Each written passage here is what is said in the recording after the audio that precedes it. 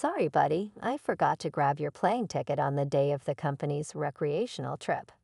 I couldn't believe the words thrown at me as I arrived at the airport.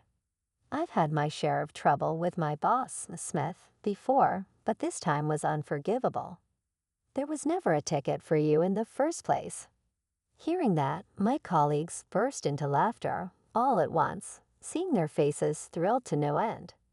I finally got it. Smith and my coworkers had been plotting to make a laughingstock of me from the start.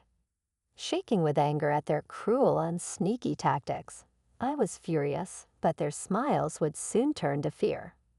In just a few hours, my name is White. I'm a 45-year-old software engineer. Both my parents worked with computers, so instead of video games, my playthings were bulky PCs. Ever since I got a hobby computer that could do both gaming and programming for my birthday, I've been hooked. To me, my parents were not just beloved family members, but also the best computer teachers anyone could have. Dinner time was when I could meet face to face and talk about computers with my parents. For me, it was the most enjoyable time ever. I continued to thrive as a computer enthusiast through middle and high school, being part of the computer club. I was happy just programming with my friends, but at the urging of our advisor, I decided to try entering a programming contest, submitting content that made programming fun and accessible for beginners. I surprisingly won an award. Even in high school, I was recognized, and some classmates experienced programming for the first time through my project. Computers always seemed complicated, but your project made me realize that they're interesting. Being praised by classmates I rarely spoke with, I remember feeling both embarrassment and joy. Choosing to be a software engineer as my profession might have been largely influenced by this experience. After that, I gained experience as an in-house IT specialist at various companies. The job of an in-house IT specialist is to manage everything isolated within the company, ensuring the smooth operation of our IT environment. From coding to managing IT equipment and proposing plans for system implementations. Everything was entrusted to IT specialists. Other than that, we also deal with the daily operation and maintenance of systems, physically manage PCs, smartphones, and tablets, address security measures, and respond to troubles and inquiries from all over the company. When it comes to IT, if there's something unknown within the company, it's all on us IT specialists to handle, which means the responsibility is huge. Currently, I'm working on developing new systems at Mono Corporation, a general trading company that deals with cosmetics and daily necessities, as well as working on the company's help desk and source code maintenance. Luckily, I was welcomed by kind colleagues and have been working in a comfortable environment. However, one day marked the beginning of a dramatic change in my life. The trigger was a personnel change that brought in a new department head. The new head was a man in his 50s named Smith, who had previously worked in the sales department. Having no affiliation or experience with the IT department, his appointment as head of IT was puzzling, leaving me and my colleagues scratching our heads. I later learned that Smith had been transferred due to conflicts with other employees in the sales department. He had caused problems by imposing his ways, so it was thought he'd be less likely to stir up trouble in the IT department, where he knew nothing, effectively worn in as a figurehead. But what upper management hadn't anticipated was Smith's determination. From that day on, we IT specialists were subjected to incredible pressure. Since I've arrived, I expect thoroughly efficient work. If you think you can slack off like before, you're sorely mistaken on his first morning. Smith lined us up and declared this with his arms crossed. We exchanged glances in disbelief, but true to his word, Smith began to meddle in our work the very next day. He counted the number of internal tasks we handled hour by hour and posted the counts on the wall like a sales department competing for the number of deals closed. The bar graphs displaying our figures made my colleagues visibly anxious. The count increased with each system trouble resolved or employee helped, and if we didn't meet the target numbers set by Mr. Smith, he would rate us for not trying hard enough. Why, you had no report last week. Were you even working? My current job involves system maintenance. As I reported, there were no emergency issues to report. I responded politely, but Smith seemed displeased. No issues, so you were slacking off then? No regular maintenance is necessary to prevent issues from arising. Even as I tried to explain, Smith just frowned in annoyance, not willing to listen. Instead, he began flipping through a file in the middle of our conversation. It appeared to be my personnel file handed over from HR. After staring at the contents for a while, Smith let out an unpleasant smirk. So, at 45, you've been hopping from one company to another. Can't keep a job for long, huh? That speaks volumes about your incompetence. With that, he waved me off as if to say he had heard enough. Intending to dismiss me, I was utterly stunned to be directly called a failure to my face. Indeed, I've been through several companies, but I've always produced satisfactory results wherever I worked, including at my current company, Monocorp. I've always worked hard, never once considering myself a failure. I should have taken the opportunity to thoroughly explain my role as a software engineer and my job responsibilities to Smith. However, I never expected that Smith, even after being assigned to the IT department, would continue not to study and learn. I chose to keep quiet rather than stir up trouble. I also believed that once he saw the quality of my work, he would understand my value. Instead of confronting him directly, I thought it would be better to work together and get along. That approach turned out to be a big mistake. From the next day, Smith started to harass me. Having worked at many companies where everyone got along, this was a new and unpleasant experience for me. Some of the younger employees resigned due to Smith's logical departmental reforms, but instead of addressing the issue, he doubled down on his policies. He seemed to think that if employees remained under these conditions, they wouldn't leave the company easily in the future. Moreover, Smith began assigning us his work, claiming he didn't understand it and leaving for home at the end of his scheduled shift. We ended up working late into the night, barely catching the last train home, and the work followed us home. As these days went on, the atmosphere within the department grew tense. Knowing that becoming one of Smith's favorites could spare them from unreasonable quotas and excessive overtime, everyone started trying to curry favor with him. Eventually, the entire department began to resent me. As a result, I ended up handling nearly all the tedious internal procedures, making my workload even heavier with little chance to take breaks. I gradually lost the ability to think and just mechanically worked through the tasks in front of me. Then one day, as I was dealing with the usual troublesome issues, Smith suddenly declared, "It's about time we start planning the company retreat." Just like last year, I've been put in charge of organizing it. At the mention of the trip, the other employees seemed excited and began buzzing with anticipation. The company's retreats are lavish, with all expenses paid by the company as a token of appreciation for our hard work. Each year, famous destinations are chosen, and it's rumored that some employees joined the company looking forward to these trips. But I was so drained I couldn't even think about enjoying a trip. As I continued with my work, Smith suddenly tapped my shoulder. "How about you, White? What do you think about the retreat this year? We're going all out with a trip to Hawaii, and it seems like our department will be attending in full." I hesitated but decided to express my intention to participate.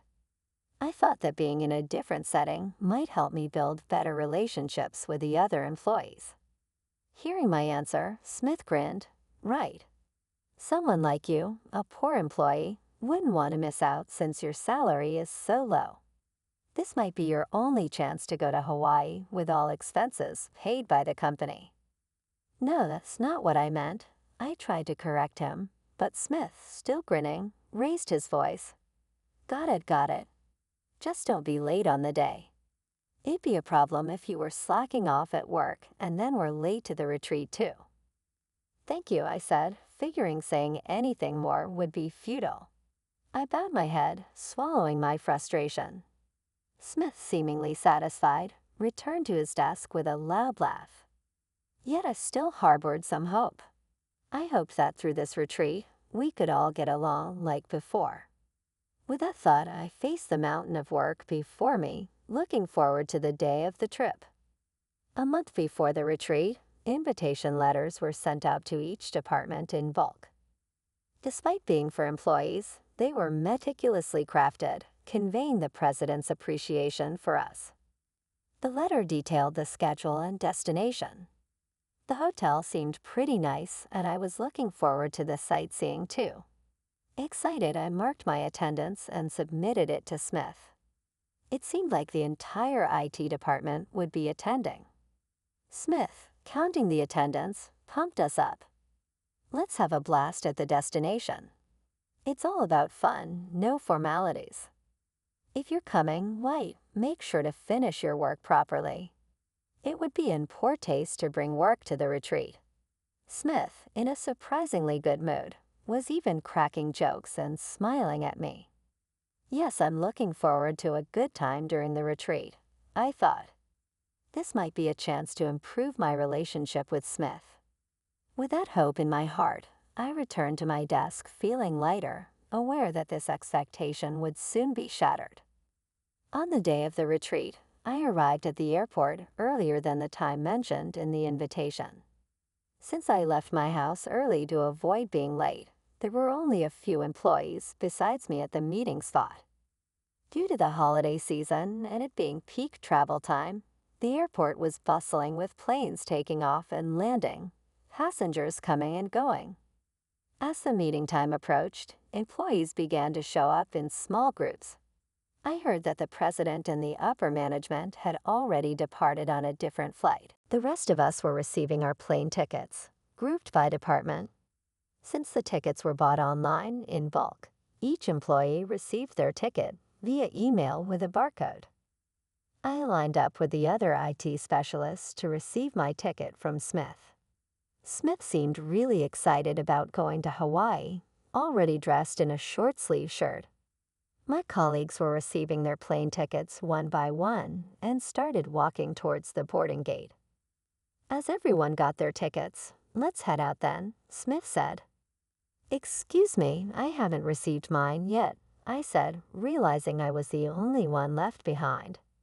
Yes, if he couldn't see me, Smith began moving towards the boarding gate.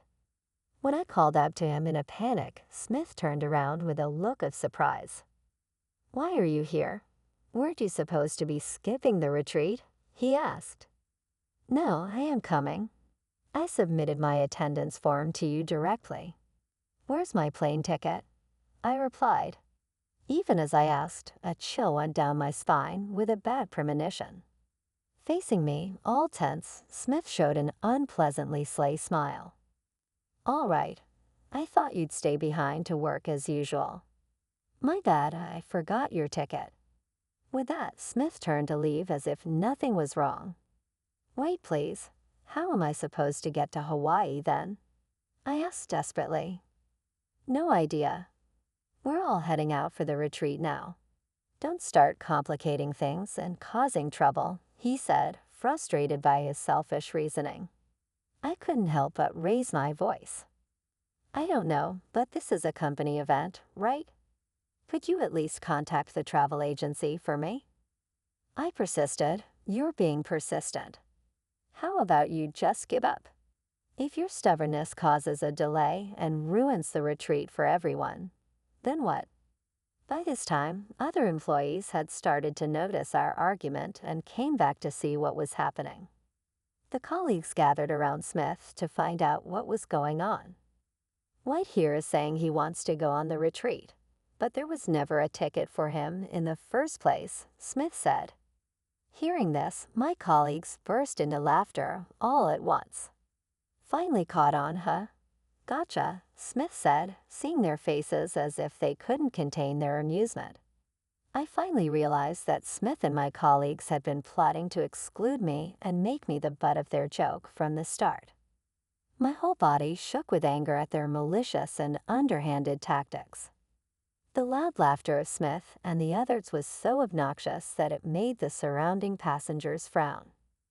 After a while, when Smith finally managed to control his laughter, still catching his breath, he told me, "I can cancel the trip for you. Thinking about you." "What do you mean?" I asked with a scowl.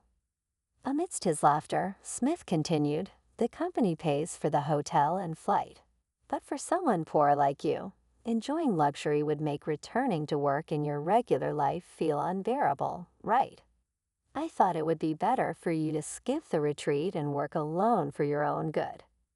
I now see what kind of person you are, and it seems my colleagues are of the same character," I said. Leaving those words behind, I turned my back on Smith and his group. Their loud laughter followed me as I walked away, but their smiles would soon turn into expressions of horror.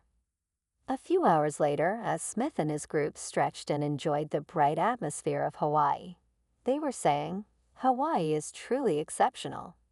This is the best retreat ever." Feeling so good, is it because that gloomy White isn't here? A colleague made a snide comment, and Smith burst into loud, graceless laughter. However, when the group walked out of the airport and finally arrived, they were surprised to find me already sitting in the seats of the bus they had reserved for transport. Smith and the colleagues stopped in their tracks, their mouths agape. "Why, how are you in Hawaii? You shouldn't have had a ticket, and there's no way you could have gotten here before us," Smith said, utterly speechless. I struggled to suppress my laughter at Smith's flustered shouting. "It's simple. It's peak tourist season now, with flights departing every hour. I bought a ticket for an earlier flight." "You bought a ticket. But where did the money come from? Besides, every flight should be fully booked at this time," Smith said, turning pale and spitting out his words in anger. Economy class was full, but luckily there was a last-minute cancellation in first class, I explained. At my response, Smith's face turned even paler, utterly speechless. The number of flights connecting our nearby airport in New York with Honolulu in Hawaii can reach up to 32 a day during peak season like this, making it one of the busiest routes with flights departing every hour. Realizing I had no ticket, I immediately went to the airport counter. I inquired about available seats on a flight to Honolulu. Fortunately, there was one cancellation, and I purchased the ticket right there. I inquired about available seats on a flight to Honolulu. Fortunately, there was one cancellation, and I purchased the ticket right there, enjoying my journey to Hawaii ahead of everyone else. Despite my explanation, Smith still looked unconvinced. "Lies, there's no way a poor employee like you could afford a first-class ticket. Did you pour all your living expenses into it? That desperate to join the retreat?" Smith snapped. "Poor employee? What are you talking about?" From beside me, an elderly man leaned forward to address Smith. His puzzled expression caused Smith to jump with a short scream. "President, why are you here with White of all people?" Smith stammered. "I came to greet White, who's been a great help to our company." Williams, the president of Mono Corporation, replied sharply. "Even so, you have been quite rude for a while. Let's hear the full story." I was just giving my subordinate White a warning. He suddenly wanted to join the retreat. Disrupting our group's harmony, Smith started to fabricate a story to suit his narrative. However, far from being convinced, Williams's brows furrowed in anger. "Don't speak so rudely. White is a highly skilled freelance software engineer whom our company has contracted. Though he's assigned to your department, his position is equal to, if not more important than yours." "More important than me? Impossible." Smith's face turned pale, his whole body trembling. I'm not an employee of this company, but a freelance software engineer who has contracted with many companies before, I explained. Smith thought I was just an employee who frequently changed jobs, but in reality, I had been contracted for specific tasks by the company. The advantage of utilizing freelance engineers is the flexibility in hiring talent as needed. Williams interjected. If the company requires specific skills that are not available in-house, they can hire freelancers like us as immediate assets. When the heavy lifting of development is over and it moves to operation, a highly specialized engineer isn't always necessary. I continued, in such cases, contracting freelancers allows for the termination of the contract upon completion, effectively reducing running costs for engineers, which is a significant benefit for the company. He was introduced as a skilled service engineer to work in our company, and yet he's been treated disrespectfully, being called poor and not even having the materials given to him read properly, Williams said sternly. What's all this about? I'm sorry. It was just a small misunderstanding. There was no ill will. Please forgive me, Smith mumbled. Being reprimanded directly by the president, Smith was shaking so badly he looked like he might collapse. Afterward, Smith collected himself to avoid disturbing others, and we moved to our accommodations with the rest of the employees. Williams decided not to reprimand Smith and his group further during our stay in Hawaii. Hoping for an enjoyable retreat, Smith's anxiety seemed to only increase. Despite the anticipation for the Hawaii trip, he appeared unable to enjoy it at all. As for me, I toured the planned tourist spots with Williams and came to love Hawaii. Interacting with employees from other departments made it a very meaningful retreat. After returning from the trip, Smith and the colleagues who had harassed me were all in a dejected state. Continuing their work, they seemed jittery, possibly expecting a salary cut or some sort of punishment. But what happened next took an unexpected turn. Shockingly, it was revealed that Smith had been selling company information to a rival firm, tempted by a lucrative job offer. It seems Smith harbored a considerable grudge after being moved from the sales department. Ignoring the fact that his own misconduct with subordinates was the cause, he was angry, believing the company failed to recognize his abilities. When a rival company approached him with an attractive position in exchange for sensitive information, he was tempted. I've dedicated 30 years to sales. If I'm going to be dumped into some incomprehensible IT department, I might as well bring the company down, he said. Smith fell into their trap, handing over documents containing sensitive information about talented personnel and upcoming products. However, the rival company was most interested in information from the IT department, where I worked. Smith's lack of IT expertise made him a poor choice for sneaking out information without the employees noticing. At the time, I was almost solely responsible for IT engineering tasks. Without access to me, he couldn't get the information he needed. That's why Smith became increasingly harsh in his treatment toward me, aiming to drive me to resign on my own. When I remained dedicated to my duties and showed no signs of quitting, Smith became desperate. He concocted a plan to ostracize me during the retreat. If only you had resigned willingly, I wouldn't have had to struggle, Smith thought. Making me alienated from other employees during the retreat would, he hoped, drive me out of the company. Smith had suppressed my participation form and deliberately omitted my plane ticket reservation. Contrary to his expectations, I purchased my ticket out of my own pocket. Furthermore, I exposed his misconduct in front of the president. So, you were harassing me with baseless accusations because I wasn't resigning easily, right? I questioned. Indeed, had that situation of being completely isolated continued, I might have submitted my resignation. At the very least, I wouldn't have extended my contract, I continued. Once I left, employees who had become entirely dependent on others for their work could have been easily outmaneuvered to extract information without a guardian like me. White is a key component of our internal systems. Had he left midway, the damage to our company would have been immeasurable, Williams said. At those words, Smith's face fell and he slumped to the floor in defeat. What followed was a rapid series of events. Caught in a panic, Smith contacted the personnel from the rival company. Any encounter was secured. The next day, the company bulletin board displayed the disciplinary actions related to this incident, listing the names of the IT department employees who had harassed me, including Smith. Why am I the only one getting fired? Smith protested angrily. I did nothing wrong. Smith, who received the harshest punishment, was infuriated, shouting with his shoulders hunched in anger.